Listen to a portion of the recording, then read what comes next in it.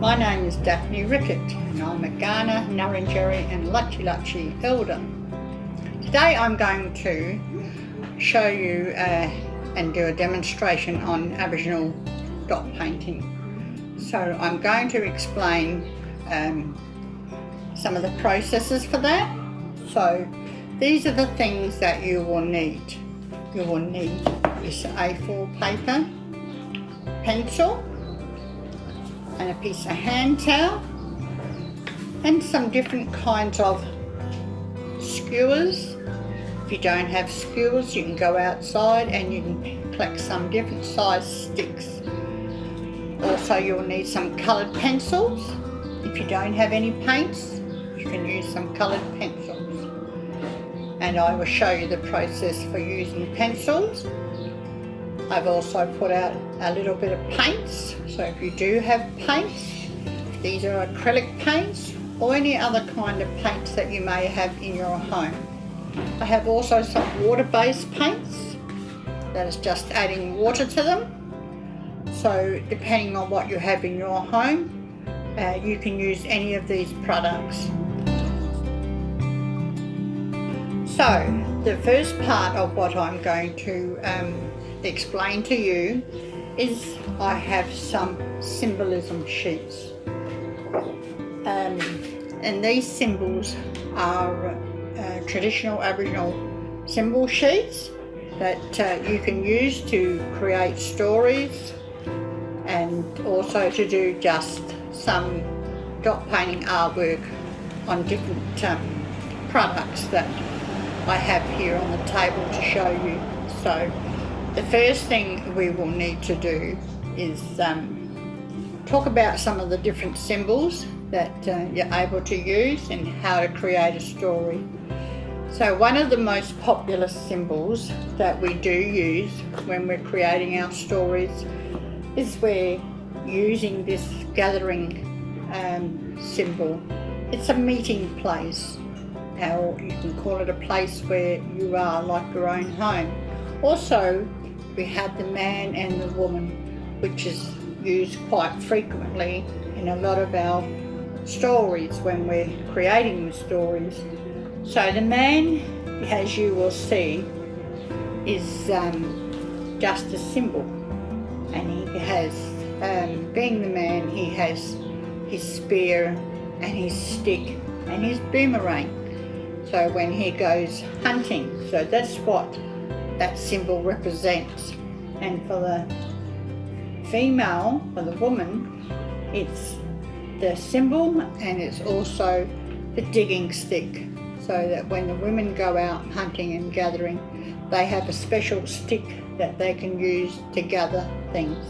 The other ones are water symbols and water holes, and I myself like to use a lot of the water symbols, so you'll be able to see it on here. So I'm going to put it a little bit more forward so you can actually see those symbols, just so you can get an idea of what the shapes are. Also on this symbol sheet are lots of animal tracks. So in our stories, we talk about our animals that when we're out hunting and gathering of food, they tell where the animals are by their tracks. So that's why there are lots of animal tracks. There's also the journey symbols that are on some of these, like this one here. I use quite often, but it says a water track, but I use that one as a journey symbol. So because I come, part of my dreaming is around the water and the water dreaming. So I've also got some other sheets here. I'm just going to put them up a bit closer to the screen. As you will see, some of these symbols are the same as some of the first sheet that I showed you, but those meeting place symbols can be done a bit differently. So when I do some symbol on the piece of A4 paper, and that is for you to practice. You can do them in many different forms to create your story. On the other side, you have some symbols. There are many symbols that we use in our artworks. And this is another symbol sheet. I'm just going to put it up a little bit more closer, that you'll be able to. It's a little bit different, some of these symbols, so I'm hoping that you can see those symbols. So if you zoom in on your computer, you'll be able to see the different symbols. I'm going to show you how to create your own little story. So this is what I do first. I'm going to draw on a piece of canvas, but you can do this on a piece of paper. So this is the first part of my story about the water, because I live close to the beach, and when I open my eyes in the morning I can see the water. It's the first thing I see. And here is my place, my house with my family members. We don't live very far at all from the beach. And then we create our little journey, like a walk to the beach.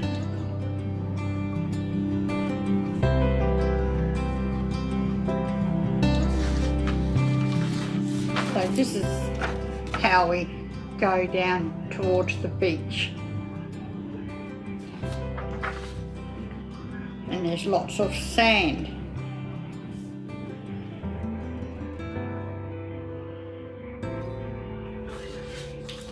And we have the moon and the sun, and we have the stars. So this is a very small and a very quick idea of using symbols to create your own stories. So the next part of this session is dot painting. So when I use dot, we only need to touch the paint. We don't need to stir the stick in. If we just put a nice dot in the middle, then our piece of hand towel is used to wipe the stick clean. We don't need to dip it into water. And what I will do next is find a smaller dotter. So I'm doing different size dotters. We must try not to put too much paint on. I'm actually getting 3 dots. 1, 2, 3. And we'll keep wiping our stick if we're going to use a different colour. So that's if we're using paints. But if you decide you want to use coloured pencils, you can colour this in. Colour in your story.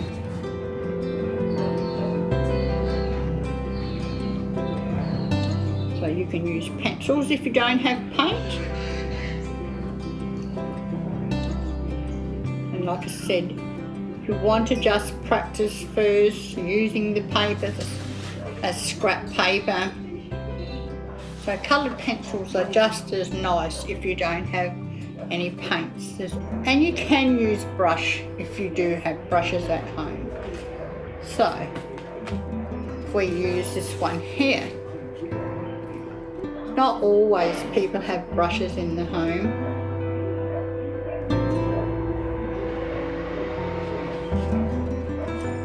If you want to get creative, you can go around the outsides.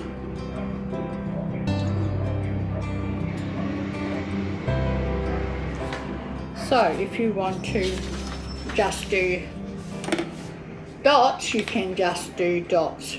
So if we're changing our sticks a little bit here, so if we colour that in, And sometimes some sticks are very good at colouring in. If you don't have any paper at home and you'd like to get more creative down the track, what I've done is I've painted a rock, and I'm just going to, using a bigger dotter, sorry, I'm going to just swap that one around a bit, and we're going to create a little bit of rock painting. So that's how you can start doing a rock painting, and you can use multiple colours to make it nice and bright. The other colour that I need to express is a colour that I am not able to use, and that's the colour red, because I am unable to paint with red paint. It's used for traditional Aboriginal people, and it's used in their ceremonial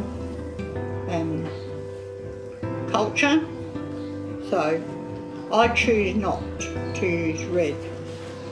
That's the first part of demonstrating how to do some dot painting. The other things, if you don't have paper and further on you would like to get a very creative, I buy things like coasters, to make coasters. I like to make fridge magnets, so you can order or get these online. I also like to do a bit of fabric painting with calico, so there's also fabric paints, textures, markers, so you can create your own and make your own bags. You can buy small canvases, so you don't have to spend a lot of money. So you can buy some little canvases down the track and make your own art for your own home. Also we have water paints, so like I said before, water paints, if you've never used water paints, you just add the water into them.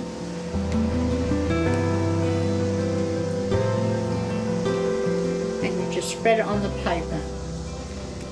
So that's a different kind of paint. So whatever you've got at home, if you don't have paints, like I said, colouring in pencils are a good way to start. And I've pretty much given you the ideas of using the coloured pencils, or you can use textures, so it's up to you, or whatever you have at home. So for today, I would like to say thank you and good luck with your first piece of Aboriginal dot painting artwork. Thank you.